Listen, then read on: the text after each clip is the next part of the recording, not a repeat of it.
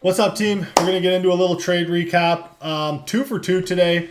I took this trade live, and I did take another trade live, but there's only, what, 1, 2, 3, 4, 5, 6, 7 of you in here still. The last one was just a super patient wait. The last one was just being very patient, waiting till my level hit, and took a nice little 25 points off it. So, anyways, yeah, let's look at this though. It was a tough trade, the first one, but it is what it is. So we'll jump onto the higher time frame. And ultimately, this is what I was looking at. Wow, look at this. It's ruthless.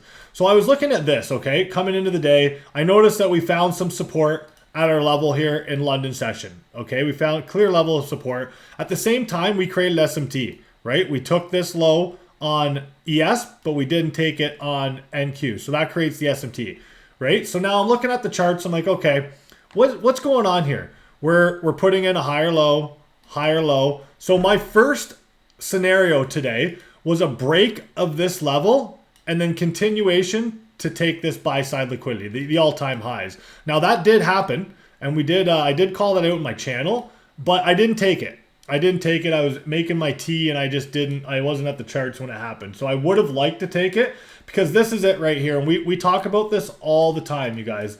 This is one of my favorite setups. What do we have? We have the market finding support down one of my levels. We have an SMT.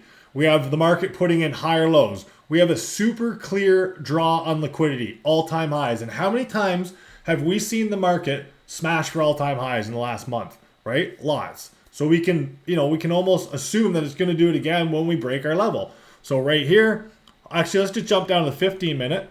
We actually respect this 15-minute imbalance also, right? We have this, no, it wasn't a 15-minute. Yeah, this one here. So we respect this 15-minute bounce, and that creates our higher low, and we push up, right? So we'll jump down on the 2-minute. So this is the trade that I wanted to take, and I wanted it open, but they didn't give it to us at open, right? So basically right here, we have our displacement candle above the level, clean displacement. And I speak about this all the time. With these levels, you really want to see displacement. That's what we need to see, right? So then where's our entry? Our entry is on the buy setup right here, 2-minute buy. Now, target would have been here. It would have been a small target, but I would have expected this to push. And if we did take this, you could have caught a nice move to the upside. Stop kind of below the level, right? So a lot of the times when we're this close to the liquidity and we displace through the level, we're going to move towards it pretty quick, right? So that was the first trade that I didn't take, but that the scenario one. That was the first trade, scenario one. Now this trade was the trade that I did take, and we came down, right? We pushed down. This SMT wasn't here. We'll just get rid of this. And we pushed down. We started holding our level, right? We started holding our level before market open right there. And then I noticed that market open and we had this pin bar candle. So we pushed down, tapped this fair value gap, and pretty well held our level again. At the same time, if I look at ES, we were holding our level on the S&P 500 as well. Let's just go back here. See? Boom. We came down and had this massive 930 candle right here, which closed above the level. So I was like, okay, I'm going to enter on my buy setup. Now I waited. This is the exact fill that I got too. I waited until this candle pushed up a little. Now we did clear. I would have liked to see this candle close bullish, but we didn't get it. So I was really trading the buy setup on ES, right? I was really trading the buy setup right here on ES. We closed above the level, pushed higher. I then entered the trade right here. Now we did get a little push to the upside, and then I noticed we pushed all the way down. We pushed all the way down and closed right here. When we pushed down and closed right there, I added more to my position and I added some size. And the reason why is because look at these candles. This candle right here is the same candle that I added on. This gave me my confirmation buy setup. So when this candle closed, I added right down here, and that gave me a fill of basically right about here. So I had a better fill right about there. Now this pushed up.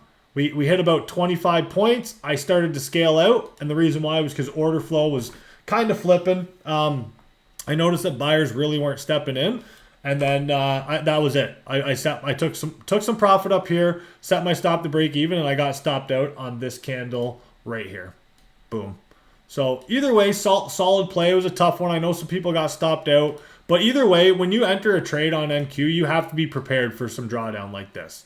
You have to be. That's all there is to it. So the second trade was just a bounce off my level. So if we look over on ES, just a sec here, and I think that level is going to be low today, which is nice to see. Boom.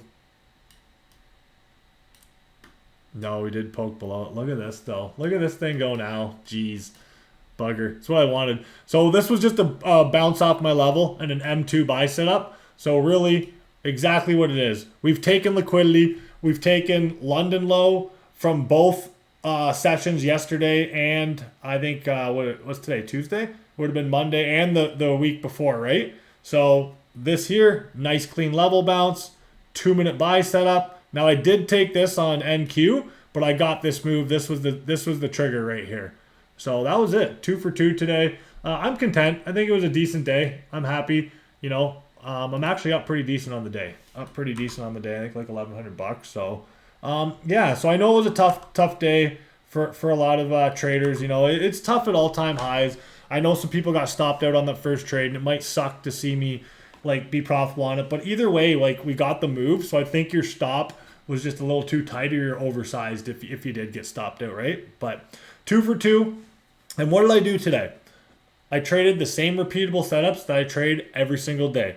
Both trades were off my level. I always find the most success and the most consistency when trading my levels. I didn't chase the short. And actually, I did take another little scalp up here too, but it was a break even. And I tried to fade Trev short. Trev was going short, I was going long. And I want to point that out because that's how it is. It's a no-sums game. When you see your setup hit, you have to trade it. Even though Trev was looking for a short, I was still looking for a long. I caught 10 points. I didn't take any. I set my stop to break even, right? So, you know, either way, decent day in the market for what price did. I didn't catch any of the short to the downside, but I mean, we can't get everything, right? So anyways, that's all I got. We'll be back live tomorrow. Hopefully better price action, and we'll get to it.